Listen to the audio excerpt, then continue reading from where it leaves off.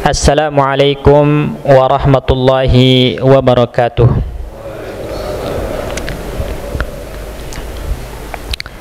Innal hamdalillah nahmaduhu wa nasta'inuhu wa nastaghfiruh wa na'udzu billahi min shururi anfusina wa min sayyiati a'malina. Man yahdihillahu fala mudilla lahu wa man yudlil fala hadiya lahu. Wa ashhadu an la ilaha illallah wahdahu la syarika lah wa ashhadu anna Muhammadan abduhu wa rasuluh. Allahumma salli wa sallim wa barik ala nabiyyina wa rasulina wa habibina Muhammadin wa ala alihi wa ashabihi wa man tabi'ahum bi ihsanin ila yaumil qiyamah. Rabbana 'allimna ma yanfa'una wanfa'na bima 'allamtana wa zidna ilma. Subhanaka la ilma lana illa ma 'allamtana innaka antal alimul hakim. Allahumma la taj'alid dunya akbara hammina wa mablagha ilmina waj'alna mimman yastami'ul qawla fayattabi'u ahsanah ya rabbal alamin. Rabbi syrah li sadri wa yassir li amri wahlul 'uqdatam min lisani yafqahu qawli. Jamaah kaum muslimin, a'zani Allah wa iyyakum. Alhamdulillah, dengan karunia hidayah dan taufik dari Allah Subhanahu wa taala, pagi hari ini kita kembali bisa hadir duduk di majelis ilmu. Semoga duduknya kita di majelis ilmu mendatangkan rahmat, mendatangkan ridha Allah Subhanahu wa taala, sehingga itu menjadi hal yang menyebabkan kita masuk surga. Karena dalam riwayat Imam Ahmad dengan sanad yang hasan dari sahabat yang mulia Abdullah ibn Amr ibn al-As radhiyallahu anhuma, beliau pernah bertanya kepada Rasulullah sallallahu alaihi wasallam, ma ghanimatu majalis zikri, apa keuntungan, apa yang didapat oleh orang-orang yang hadir di majelis zikir, majelis ilmu?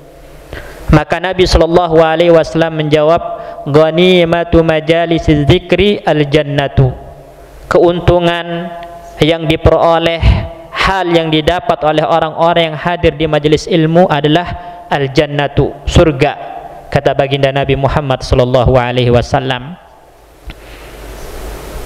Dan juga Amirul Mukminin Umar ibn al-Khattab radhiyallahu anhu pernah mengatakan, innar rajula la yakhruja min manzilihi wa alaihi minadz dzunub, sesungguhnya ada orang yang keluar dari rumahnya dan dia membawa dosa yang sangat banyak, mislu jabalit tahamah, seperti gunung, ya, gunung Tihamah.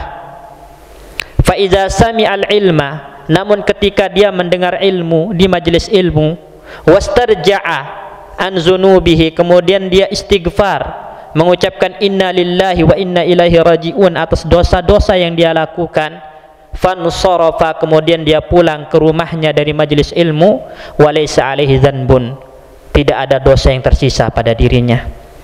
Artinya hadir di majelis ilmu itu bisa menggugurkan dosa kita, sebagaimana yang disebutkan oleh sahabat yang mulia Umar ibn al-Khattab radhiyallahu anhu. Maka beliau nasihatkan kepada kita, fala tufariqu majalisal ilmi, jangan pernah kalian tinggalkan majelis ilmu, kata beliau. Fa innallaha lam yahluk ala wajhil ardi buq'atan aqrama 'alallahi min majalisil ulama, karena Allah tidak menciptakan di muka bumi ini sebuah tempat yang lebih mulia dibandingkan majlisnya para ulama, majlisnya ilmu. Maka bersyukur kita, Allah gerakkan hatinya untuk duduk hadir di majelis ilmu. Semoga itu menjadi sebab dan amal yang membawa kita ke surga Allah Subhanahu wa taala. Kemudian jamaah sekalian rahimani wa rahimakumullah, insyaallah kita akan lanjutkan pembacaan kita terhadap kitab Ta'zimus Shalah, keagungan salat, karya Syekh Abdul Razzaq bin Abdul Muhsin Al-Badar hafizahullahu taala. Dan kita akan masuk ke bab baru, yaitu bab atau pembahasan yang berjudul Wa'mur ahlaka bis salati. Perintahkan keluargamu untuk senantiasa istiqamah menegakkan salat. Judul ini, jamaah sekalian, adalah merupakan iktibas, merupakan petikan ya dari firman Allah Subhanahu wa taala dalam sebuah ayat, tepatnya surat Thaha ayat 132. Allah Subhanahu wa taala berfirman, wa'mur ahlaka bis salati wastabir 'alaiha. Perintahkan keluargamu untuk senantiasa istiqamah melaksanakan salat dan bersabarlah di atas ibadah salat. Ini menunjukkan kepada kita bahwasannya salat itu adalah ibadah yang agung, ibadah yang mulia, ibadah yang paling utama setelah dua kalimat syahadat yang kita ucapkan. Maka Allah perintahkan kepada kita untuk senantiasa menegakkan salat. Begitupun Allah perintahkan kepada kita untuk memerintahkan keluarga, anak istri kita agar mereka senantiasa mengerjakan, mendirikan salat lima waktu.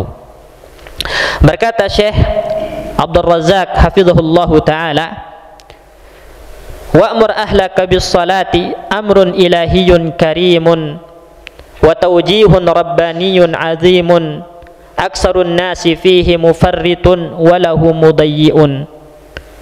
Perintah ilahi, perintah Allah Subhanahu wa ta'ala yang maha mulia, dan arahan yang dari Allah Subhanahu wa ta'ala yang maha agung, yaitu untuk memerintahkan keluarga kita agar senantiasa menegakkan salat lima waktu, yang mana terkait perintah ini aktsarun nasi fihi mufarritun, kebanyakan manusia itu melalaikannya. Kebanyakan orang-orang itu tidak melaksanakan perintah Allah ini. Betapa banyak di antara kita abai, ya, cuek dengan anak kita yang tidak sholat.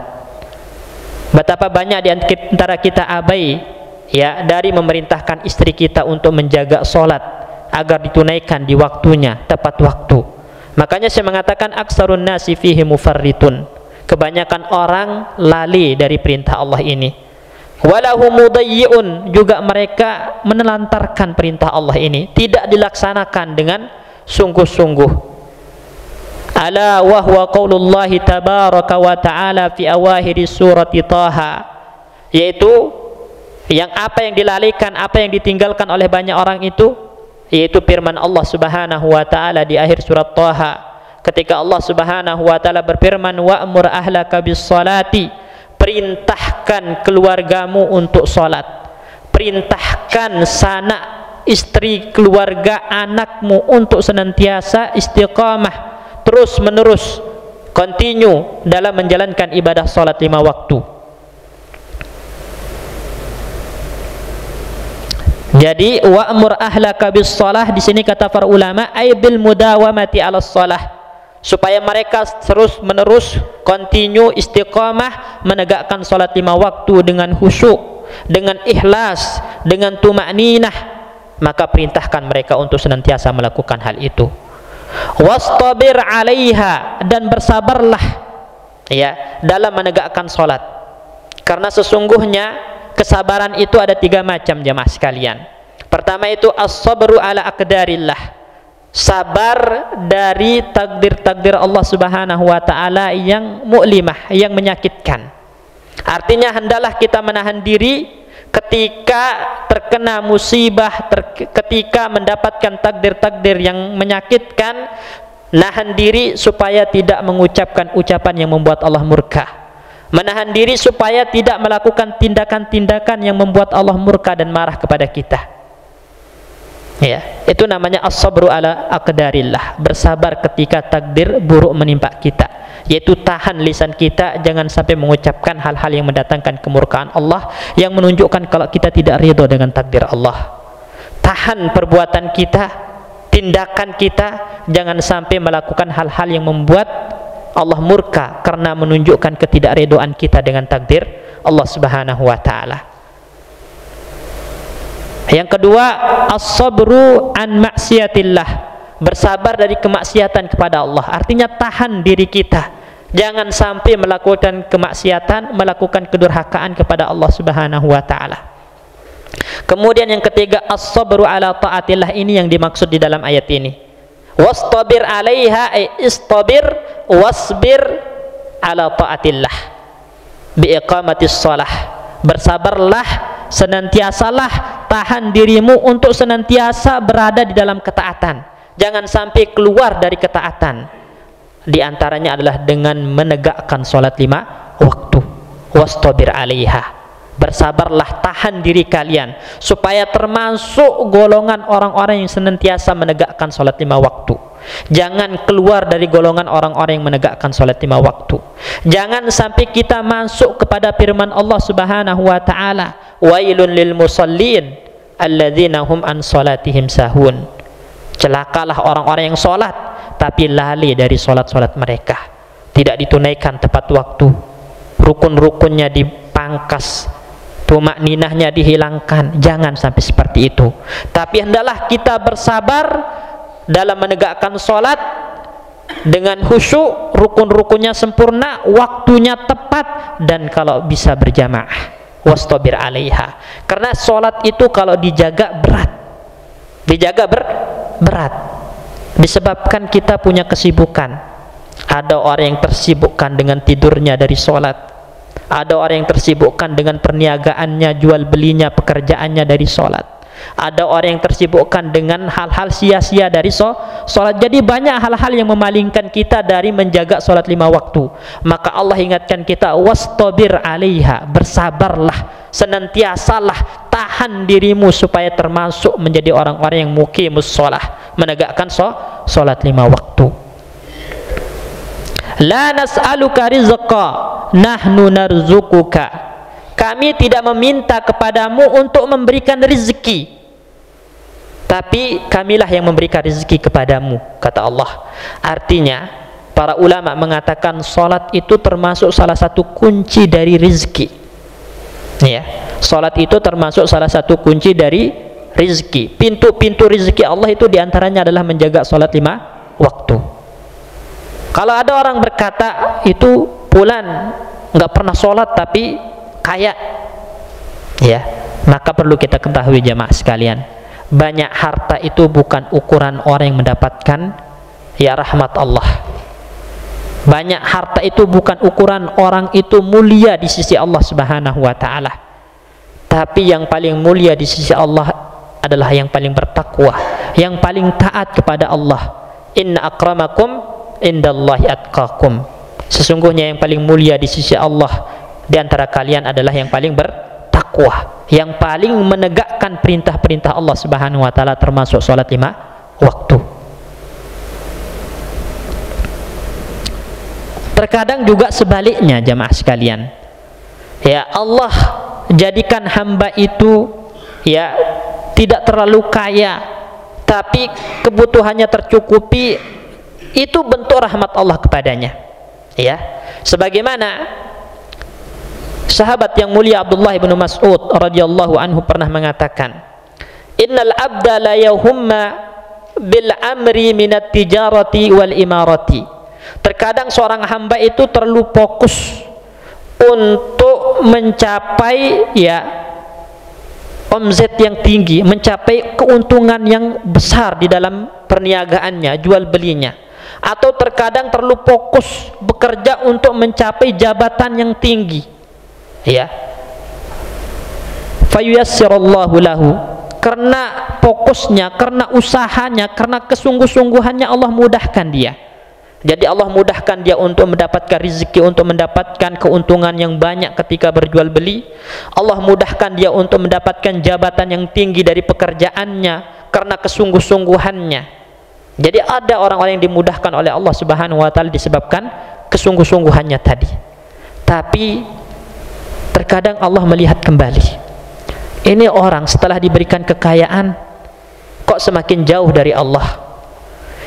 Ini orang kok semakin tinggi jabatannya, semakin jauh dari Allah, semakin tidak taat kepada Allah Subhanahu wa taala. Maka Allah perintahkan kepada para malaikat, palingkan semua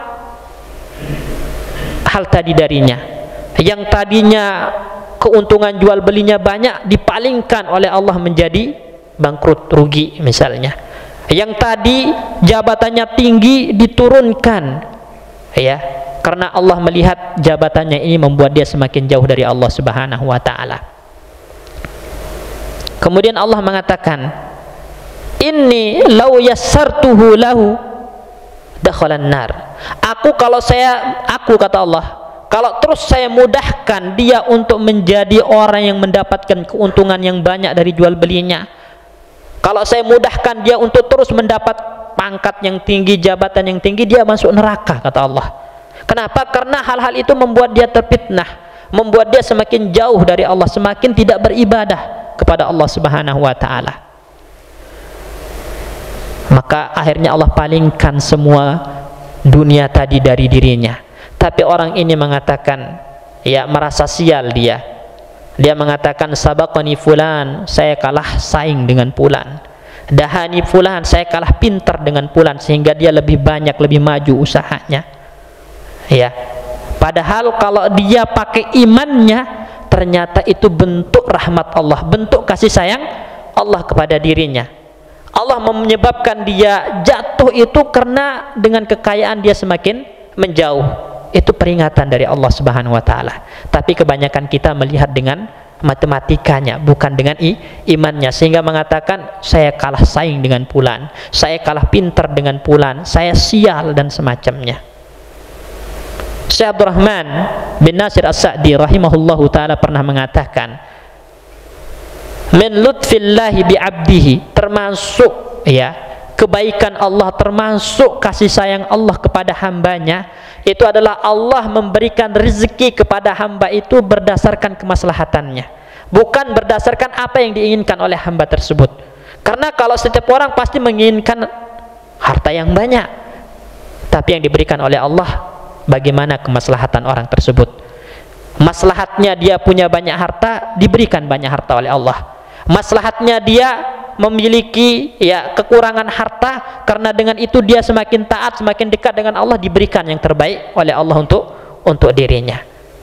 Ya, jadi enggak selamanya orang yang punya banyak harta itu berarti Allah sayang sama dia, Allah muliakan. Enggak, ada kalanya orang yang dikurangi hartanya, dikurangi rezekinya, dalam artian enggak terlalu kaya dibandingkan orang lain, justru itu bentuk rahmat Allah kepada dirinya, agar dia menjadi orang yang ridho, menjadi orang yang qanaah, menjadi orang yang senantiasa menunjukkan rasa butuhnya kepada Allah Subhanahu wa taala. Ya. Jadi di antara pintu rezeki itu adalah salat. Ya, walaupun ada orang enggak salat mungkin lebih kaya, itu ada bentuk istidraj namanya. Istidraj, ya. Jadi Allah akan menjadikan dia semakin tidak taat, semakin durhaka dengan kekayaannya, dan balasannya, ya, di akhirat tentu atas kedurhakaannya adalah mendapatkan balasan yang setimpal. Wal aqibatu littaqwa, kata Allah dalam ayat, di potongan ayat terakhir ini, wal aqibatu littaqwa, kata Allah, artinya kesudahan yang baik itu bagi orang-orang yang bertakwa. Ya, kesudahan yang baik itu bagi orang-orang yang bertakwa, yang tidak terlalaikan dengan jual beli, yang tidak terlalaikan dengan, ya, pekerjaannya dari zikir dan mengingat Allah, dari menegakkan salat 5 waktu. Maka mereka lah orang-orang yang mendapatkan kesudahan yang baik, yaitu surga Allah Subhanahu wa taala. Jadi ayat ini, jamaah sekalian, ya, mengajarkan kepada kita untuk menegakkan salat 5 waktu di kita dulu. Diri kita sendiri itu harus senantiasa menegakkan salat 5 waktu, menunaikannya tepat waktu dengan khusyuk, dengan ikhlas, dengan tuma'ninah. Kemudian setelah itu baru kita perintahkan kepada keluarga kita, anak istri kita, dan kita ajak mereka untuk terus bersabar supaya menjadi orang-orang yang senantiasa menegakkan salat 5 waktu. Maka orang-orang yang senantiasa menegakkan salat 5 waktu itu pasti dimudahkan rezekinya oleh Allah Subhanahu wa taala. Ya. Karena la nas'aluka rizqa, kata Allah, kami tidak meminta kepadamu untuk memberikan rezeki. Jadi Allah enggak meminta kita untuk memberikan rezeki kepada anak kita. Allah enggak menuntut kita untuk memberikan rezeki kepada istri kita. Yang dituntut oleh Allah kepada kita adalah ibadah kepadanya. Wa ma khalaqtul jinna wal insa illa liya'budun. Sebab siapa yang memberikan rezeki kepada istri antum? Allah. Siapa yang memberikan rezeki kepada anak kita? Allah Subhanahu wa taala. Makanya Allah katakan nahnu narzukuka. Kami yang berikan rezeki kepadamu, dan Allah juga yang berikan rezeki kepada anak istri kita. Jadi jangan kita terlalaikan mencari rezeki dari sholat 5 waktu, karena Allah yang memberikan rezeki, dan Allah memerintahkan kepada kita untuk menjaga sholat 5 waktu. Kita tunaikan itu, dan Allah yang menjamin rezeki kita. Bukankah Allah Subhanahu wa taala berfirman di dalam ayat yang lain, ya, wa ka'ayyim min dabbatin la tahmilu rizqaha.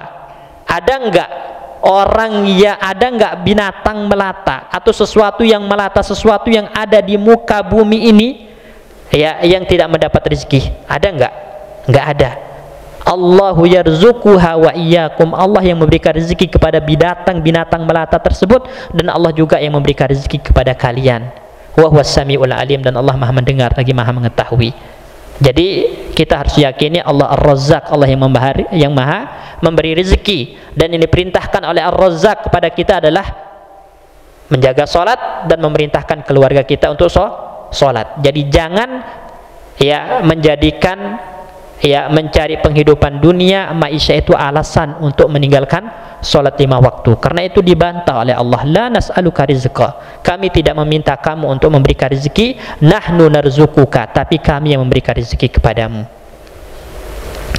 Kemudian saya mengatakan, wa hadza amrun minallahi jalla fi ulah li nabiyhi wa mustafahu Muhammad ibn Abdullah salawatullahi wa salamuhu alaihi. Dan ini adalah merupakan perintah Allah kepada nabinya yang terpilih, yaitu Nabi Muhammad sallallahu alaihi wasallam. Jadi ayat ini adalah khitab, ya, perintah kepada Nabi Muhammad sallallahu alaihi wasallam. Ya, konteks ayatnya Allah memerintahkan kepada Nabi Muhammad untuk menjadi orang yang senantiasa menegakkan sholat 5 waktu. Kemudian Allah perintahkan kepada Nabi Muhammad agar memerintahkan keluarganya, memerintahkan istri-istrinya untuk sholat 5 waktu. Keluarganya yang beriman dari Bani Hashim dan Bani Abdul Muttalib, supaya senantiasa menegakkan sholat 5 waktu. Allah perintahkan kepada Nabi. Kemudian saya mengatakan, fahuwa amrun li ummatihi, dan ini juga perintah terhadap umatnya Nabi Muhammad SAW. Karena kaidah mengatakan, apabila ada perintah kepada Nabi dan tidak ada dalil yang menunjukkan perintah itu khusus untuk Nabi, maka perintah itu berlaku juga untuk umatnya. Dan di dalam ayat ini tidak ada yang mengkhususkan kalau ini untuk Nabi, berarti itu juga perintah kepada kita umatnya Nabi Muhammad SAW, agar senantiasa menegakkan sholat 5 waktu dan memerintahkan sanak, ya, keluarga kita supaya menjadi orang-orang yang menjaga sholat 5 waktunya. Kemudian saya mengatakan di sini, fawajaba ala kulli abin wa kulli wali amrin an yu'na bi abnaihi inayatan azimatan wa an yutabi'ahum mutaba'atan daqiqatan fi sya'ni sholati allati hiya a'zamu arkanil islami ba'da syahadataini. Maka wajib bagi setiap bapak, setiap orang tua wajib, dan setiap pemimpin wajib untuk memberikan perhatian yang besar kepada anak-anak mereka, ya. Dan hendaklah yang namanya bapak dan hendaklah yang namanya pemimpin itu senantiasa mengawasi dengan benar-benar anak mereka, orang-orang yang dipimpin oleh mereka, terutama terkait masalah sholat ini. Karena sholat adalah merupakan rukun yang paling agung setelah 2 kalimat syahadat yang kita ucapkan dari rukun-rukun Islam, ya. Jadi wajib bagi orang tua untuk memperhatikan sholat anaknya. Wajib di sini fardu ain, yang apabila ditinggalkan maka berdosa. Kita akan pertanggungjawabkan di hadapan Allah Subhanahu wa taala kalau ada anak kita yang enggak sholat, kalau ada istri kita yang melalaikan sholat, maka kita sebagai bapak, kita sebagai orang tua yang akan dimintai pertanggungjawaban pertama kali oleh Allah Subhanahu wa taala, karena Allah memerintahkan dan menuntut kepada kita, wa'mur ahlaka bis-shalah, perintahkan keluargamu untuk sholat. Kemudian saya mengatakan, ba'da an yakuna huwa fi nafsihi muhafizan 'alaiha mu'taniyan biha sabiran wa mustabiran ala iqamatiha. Tentu memerintahkan kepada anak istri ini untuk sholat setelah dia terlebih dahulu menjadi orang yang menegakkan sholat, setelah dia terlebih dahulu menjadi orang yang menjaga sholat. Kalau dia memerintahkan sholat kepada anaknya, memerintahkan sholat kepada istrinya, tapi dia sendiri masih suka bolong-bolong sholatnya, maka dia adalah tauladan yang buruk, ya. Dan disebutkan dalam sebuah syair, ya, la tanha an khuluqin wa ta'tiya mislahu arun alaika idza fa'alta azimu. Jangan pernah melarang dari sebuah akhlak tapi kamu melakukannya. Jadi jangan melarang orang tapi masih dilakukan yang dilarang tersebut, ya. Jangan pelit tapi dia masih pelit. Jangan sombong tapi dia sombong. Jangan hasad tapi dia hasad. Jadi jangan melarang sesuatu dari orang lain tapi Anda masih melakukannya. Arun idza fa'alta azimu. Karena itu sebuah celah, sebuah hal yang hina, ya, kalau melarang orang tapi kita masih melakukannya. Begitupun kalau kita memerintahkan orang lain tapi kita nggak melakukan apa yang kita perintahkan, itu juga aib. Memerintahkan istri untuk sholat, memerintahkan anak untuk sholat, tapi kita sebagai bapak, sebagai kepala keluarga, sholatnya bolong, sholatnya diakhirkan, ya, sholatnya udah mau keluar waktu, maka ini tauladan yang buruk.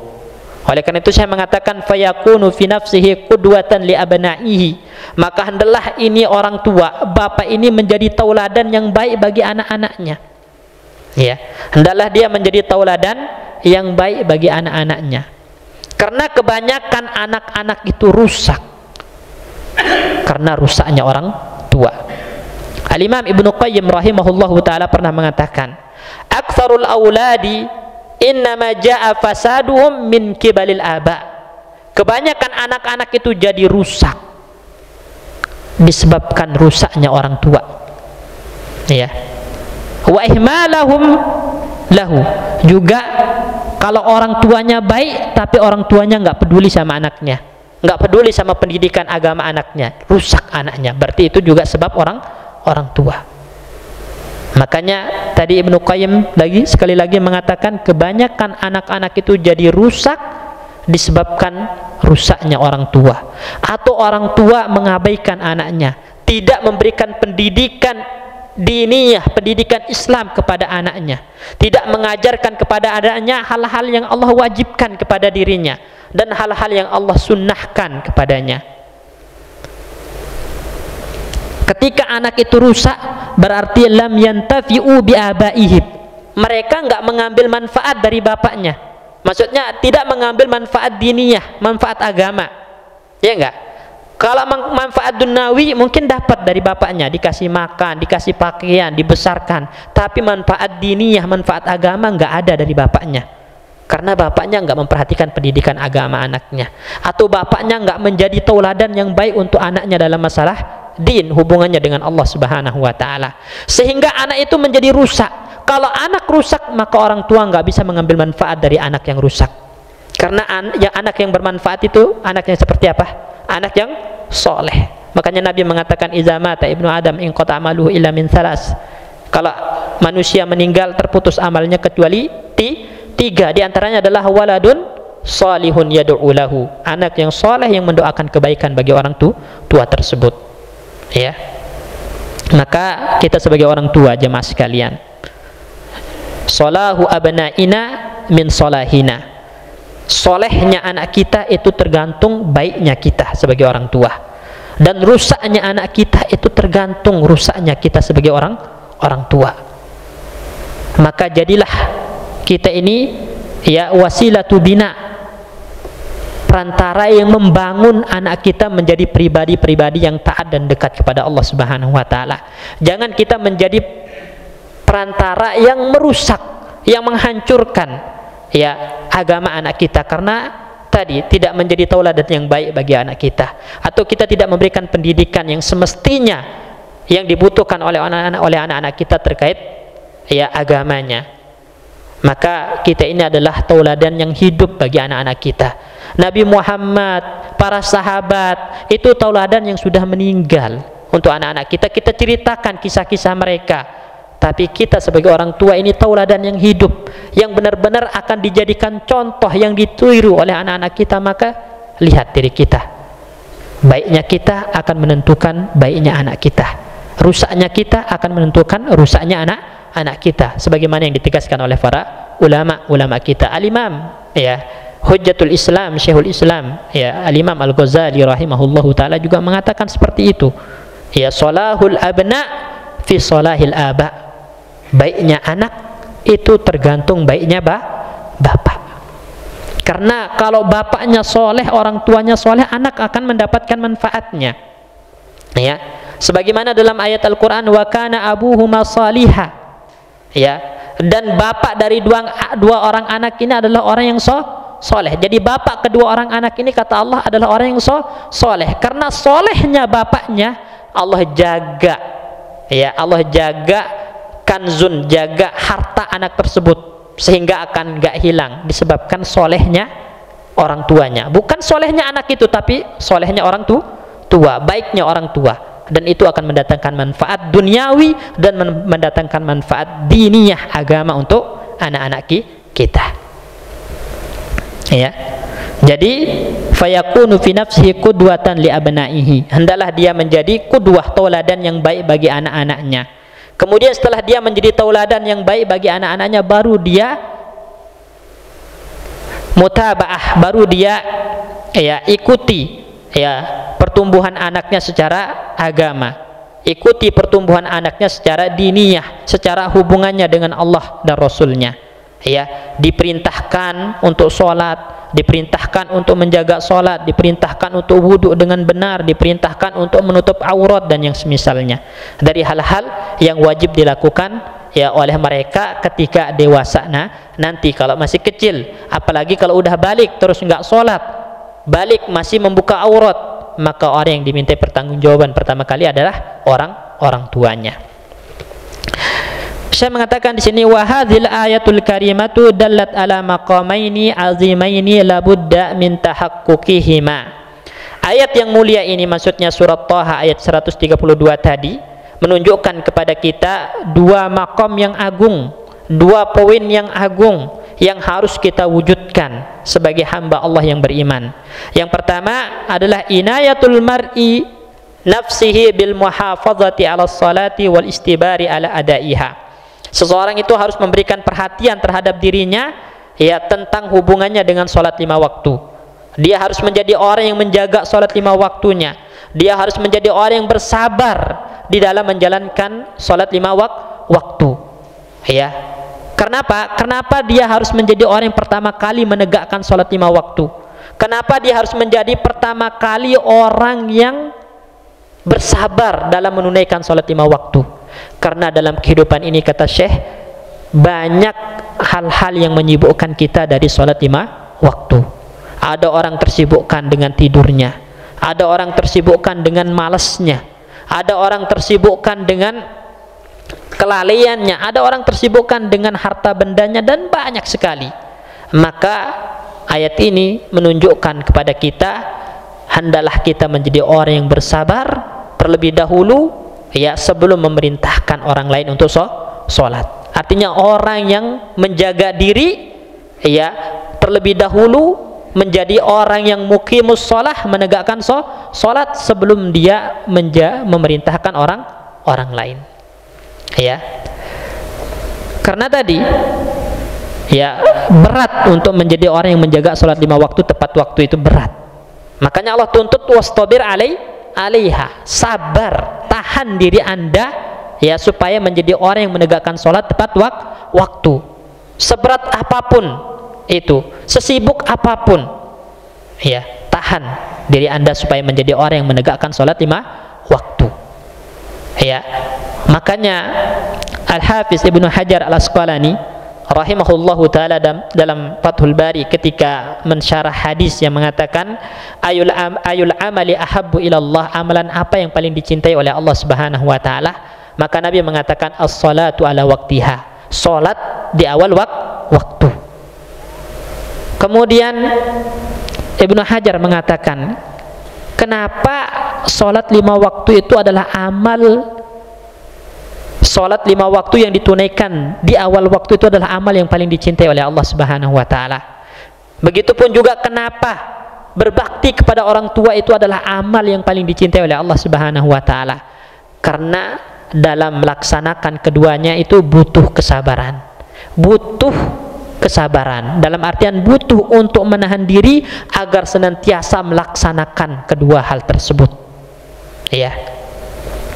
Dan tidak ada orang yang bisa bersabar dalam dua hal tersebut kecuali siddiqun, orang-orang yang siddiqun, yang jujur imannya kepada Allah Subhanahu wa Ta'ala, ya.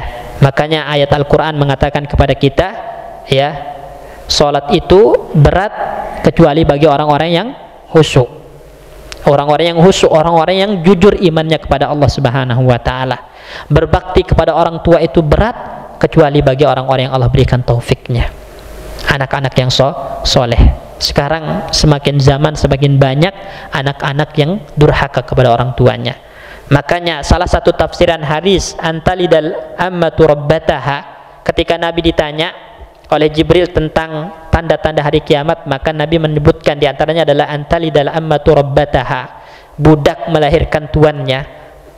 Maksudnya, ya, kata Ibnu Hajar Al-Asqalani rahimahullahu ta'ala, maksudnya adalah banyak anak-anak durhaka kepada orang tuanya. Banyak anak-anak menjadikan orang tuanya layaknya budak, diperintah, disuruh, ya, semaunya, ya. Dan itu sudah terjadi di akhir zaman, ya, sehingga berat untuk menjadi orang berbakti kepada orang tua kecuali, ya, yang dimudahkan oleh Allah dari kalangan as-siddiqun. Artinya kalau kita ini adalah orang-orang yang benar berbakti kepada orang tua, kita adalah orang-orang yang benar-benar menjaga sholatnya, tidak pernah terlalaikan sedikit pun, maka berarti kita termasuk as-siddiqun ini, ya. Karena itulah orang-orang yang dimudahkan oleh Allah Subhanahu wa Ta'ala untuk melakukan kedua hal tadi. Kemudian poin yang kedua dalam ayat ini kata Syekh, al-inayatu biman tahtahu min ahlin wa waladin, ya, memberikan perhatian untuk orang-orang yang dia nafkahi, orang-orang yang dia bawahi dari kalangan keluarga dan anak-anaknya. Jadi setelah menjadi orang yang menegakkan sholat, baru dia berikan perhatian kepada anak dan istri serta keluarganya. Bagaimana caranya? Didik mereka supaya menjadi orang-orang yang menjaga sholat 5 waktu, ya. Kemudian dipantau, ya, dipantau tentang masalah sholat ini. Sebagai orang tua kita harus memantau, memperhatikan bagaimana sholat anak dan istri serta keluarga kita. Karena dalam hadis Nabi SAW mengatakan, muru auladakum bis sholah wahum abna'u sab'i sinin, perintahkan anak-anak kalian untuk melakukan sholat usianya berapa? 7 tahun. Dan perintah di sini hukumnya wajib. Al-amru tufidul wujub, kata para ulama. Perintah dalam ayat ini menunjukkan wajib. Sehingga kalau ada bapak, orang tua, anaknya umur 7 tahun tidak diperintahkan sholat, dosa orang tua tersebut. Dosa. Kemudian Nabi mengatakan, wadribuhum 'alaiha wahum abna'u ashrin. Pukul anak itu kalau nggak mau sholat ketika usianya 10 tahun pas, dengan pukulan yang mendidik, bukan pukulan yang melukai, pukulan yang mendidik. Nah, makanya dalam mendidik itu terkadang memukul itu boleh, sebagaimana Nabi mengatakan idribuhum wahum abna'u ashrin, ya, pukul anak yang usianya 10 tahun pas kalau nggak mau sholat, pukulan yang mendidik, tapi bukan pukulan yang melukai, ya, bukan pukulan yang membuat patah tulang dan yang semacamnya. Wa farriqu bainahum fil madaji, kemudian pisahkan tempat tidurnya. Kalau anaknya perempuan dan laki-laki ketika usianya 10 tahun dipisahkan tempat tidur. Begitupun dipisahkan tempat tidurnya dari tempat tidur orang tuanya, dikasih ranjang sendiri, kamar sendiri ketika usianya udah 10 tahun, ya. Nah, hadis ini kata para ulama bukan hanya terkhusus terkait sholat saja, tapi semua hal-hal yang berkaitan dengan perkara agama yang dibutuhkan oleh anak tersebut. Puasa, Anak itu harus diperintahkan puasa ketika usianya 7 tahun. Kalau udah 10 tahun nggak puasa, dipukul juga, supaya mereka terbiasa tumbuh di dalam ketaatan kepada Allah Subhanahu wa Ta'ala. Kalau dari kecil aja sholatnya udah dilalaikan, tidak diperhatikan oleh orang tuanya, besar nanti maka yang salah adalah orang tua ketika anak waktu besarnya nanti nggak menjaga sholat. Kemudian saya mengatakan di sini,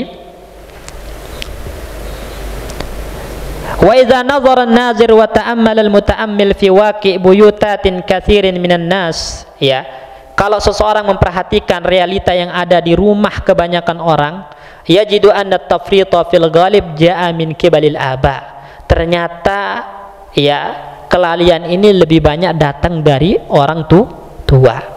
Ini fakana al-abu fi nafsihi mudayyi'an mufarritan.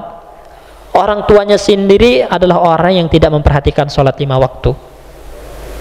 Falam yakun qudwatan li abnaihi fil muhafazati ala hadhihi shalah. Dan dia tidak menjadi tauladan yang baik bagi anaknya terkait menjaga sholat 5 waktu. Fayansha'u min tahtihi, ya, min auladin mufarritin wa mudayyi'in. Lalu tumbuh di bawah didikannya itu anak-anak yang juga melalaikan sholat karena orang tuanya tidak melaksanakan sholat, maka anak-anak tumbuh di bawah didikannya menjadi orang-orang yang melalaikan sholat.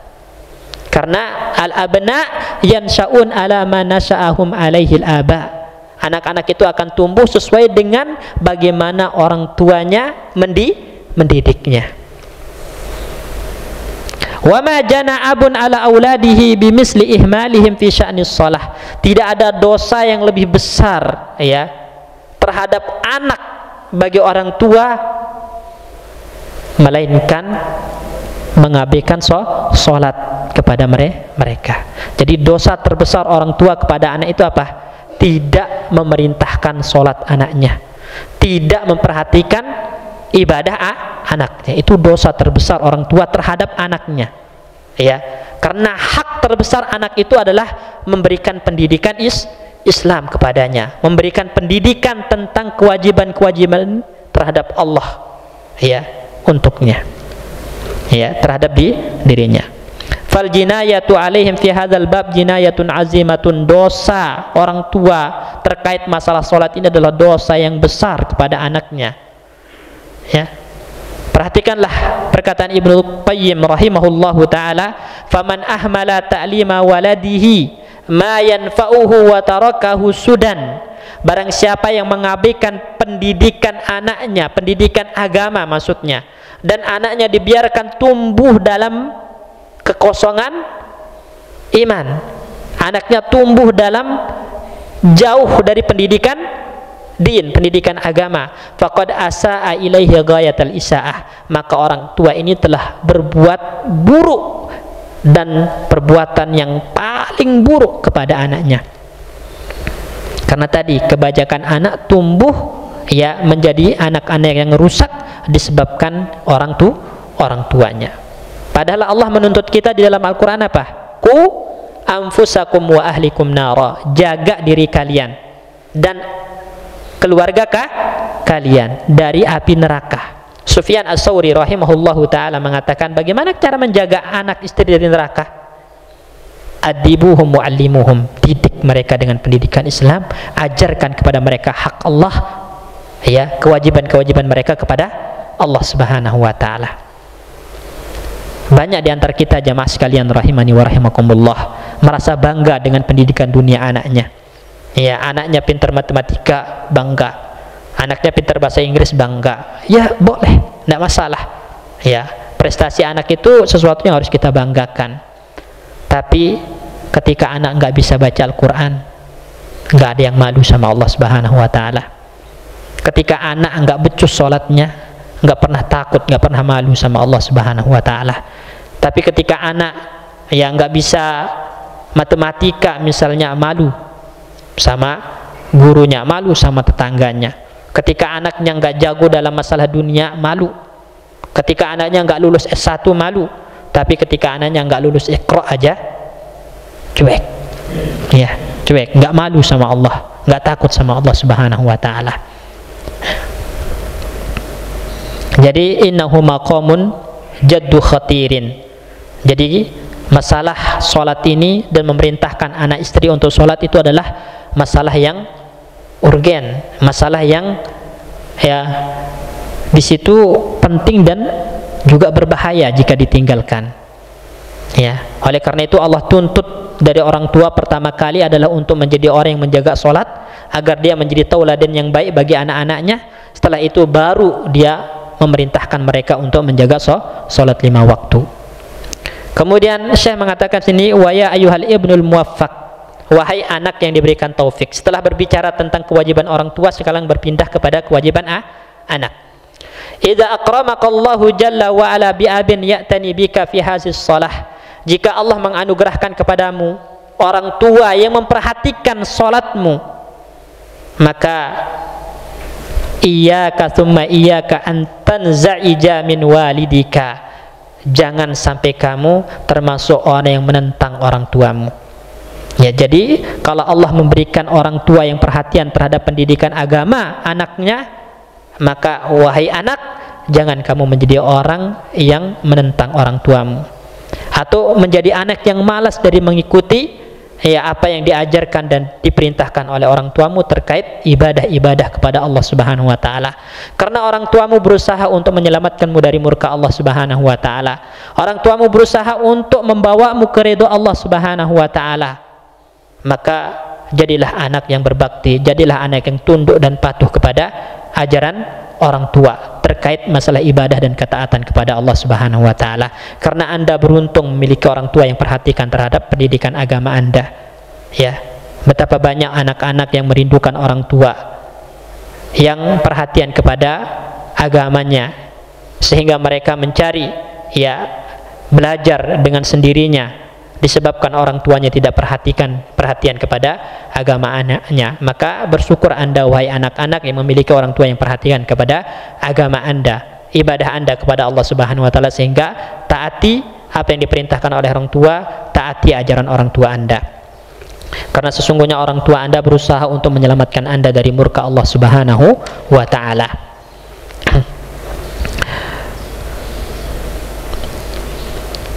Kemudian selanjutnya beliau menceritakan kepada kita tentang bagaimana para nabi ridwanullah alaihim, nabi alaihi wassalatu wassalam ya memperhatikan ya salat ini, dan juga bagaimana mereka memerintahkan anak keluarga mereka untuk salat.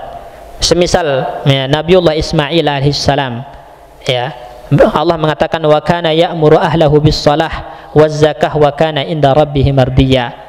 Nabi Ismail itu senantiasa memerintahkan keluarganya untuk sholat, senantiasa memerintahkan keluarganya untuk menunaikan zakat, dan Nabi Ismail itu termasuk orang yang mendapatkan ridho Allah Subhanahu wa taala. Pertanyaannya, kenapa Nabi Ismail termasuk orang yang diberikan ridho Allah Subhanahu wa taala? Karena Nabi Ismail senantiasa memerintahkan anak istrinya, keluarganya untuk menjaga sholat 5 waktu. Ya, Syekh mengatakan di sini al-inayatu bis shalah hifzan laha wa muhafazatan 'alaiha wa ta'diban lil ahli wa tarbiyatan lahum 'alal muhafazati 'alaiha sababun yunalu biha ridullah. Jadi memperhatikan salat 5 waktu, menjaganya, menunaikannya tepat waktu, kemudian mendidik anak istri untuk menjadi orang-orang yang menjaga salat 5 waktu, itu sebab terbesar orang mendapatkan ridho Allah Subhanahu wa taala. Makanya Nabi Ismail termasuk orang yang diridhoi oleh Allah disebabkan dia senantiasa memerintahkan anak istrinya untuk salat. Dan juga sebelumnya Rasulullah sallallahu alaihi wasallam ya, wasiat terakhir dari baginda Nabi sebelum wafat apa? As-shalah wa ma malakat aimanukum. Salat ya, dan berbuat baiklah kepada budak sahaya kalian, hamba sahaya kalian. Jadi seorang pemimpin memperhatikan bagaimana ibadah bawahannya. Oleh karena itu, sebagai atasan, sebagai orang yang mempunyai jabatan, interaksi Anda dengan bawahan itu bukan sebatas dunia saja, tapi hendaklah juga memperhatikan bagaimana hubungan mereka dengan Allah Subhanahu wa taala, bagaimana sholat mereka. Ini yang harus pertama kali diperhatikan. Dan Nabi mengajarkan kepada kita, sampai-sampai Nabi ketika mau wafat saja, wasiat terakhirnya adalah as-shalah, as-shalah, salat wahai umatku. Bagaimana Nabi memperhatikan salat umatnya. Dan juga pernah kita sampaikan hal yang membuat Nabi tersenyum terakhir kali padahal beliau sedang sakit parah adalah para sahabat yang sedang berkumpul untuk melakukan sholat subuh secara berjamaah. Nabi membuka tirai melihat kepada para sahabat yang sedang berkumpul di masjid untuk melakukan sholat jamaah subuh, maka Nabi tersenyum bahagia melihat umatnya masih melakukan sholat secara berjamaah. Barakallahu fikum. Jadi intinya di sini pada pembahasan kali ini, setelah kita menjadi orang yang menegakkan sholat 5 waktu, maka kita punya kewajiban untuk memerintahkan keluarga kita, anak istri kita, supaya menjadi orang-orang yang menjaga sholat 5 waktu. Kemudian yang kedua, jangan jadikan mencari rezeki itu alasan untuk meninggalkan sholat atau mengakhirkan sholat dari waktunya. Karena Allah mengatakan, la nas'aluka rizqa, nahnu narzukuka. Kami tidak meminta kepadamu untuk memberikan rezeki kepada mereka. Jadi nggak usah terlalu ngoyo mencari dunia, dalam artian sibuk habis waktunya untuk dunia sehingga sholat pun terlewatkan, sholat pun ditinggalkan. Maka Allah katakan, kami tidak memerintahkan kepadamu kami tidak meminta kepadamu untuk memberikan rizki terhadap anak dan istrimu, karena Allah yang menjamin rezeki mereka. Nahnu narzukuka, kami juga yang memberikan rezeki kepadamu. Ini jadi nggak ada alasannya orang meninggalkan sholat atau lali dari sholat, mengakhirkan sholat dari waktunya karena urusan dunia, nggak ada. Karena urusan mencari rezeki nggak ada. Bolehnya mengakhirkan sholat dari waktunya sebelum keluar, tapi maksudnya waktu akhir-akhir itu dengan uzur yang syar'i, itu baru boleh. Contoh misalnya dia nggak punya baju kecuali satu aja dan bajunya terkena najis, dicuci misalnya, kemudian kemungkinan kering, itu di akhir waktu udah kering, para ulama mengatakan boleh dia mengakhirkan sampai bajunya kering, tapi sebelum keluar waktu, itu uzur syar'i namanya. Uzur syar'i. Tapi kalau urusannya adalah untuk dagang, kemudian nanti sholatnya, maka la nas'aluka rizqa, kami tidak meminta kepadamu rezeki, kata Allah. Nahnu narzukuka, kami memberikan rezeki kepadamu. Dan menjaga sholat 5 waktu itu adalah pintu rezeki. Betapa banyak orang tidak ditahan rezekinya, tidak diberikan rezekinya, itu karena dosanya. Sebagaimana Nabi mengatakan, innal abda la yuhramu min rizkihi bidzanbin yusibuhu. Seorang hamba terkadang diharamkan dari rezekinya, dihalangi dari rezekinya karena dosa yang dia lakukan. Maka ketaatan itu adalah pintu rezeki.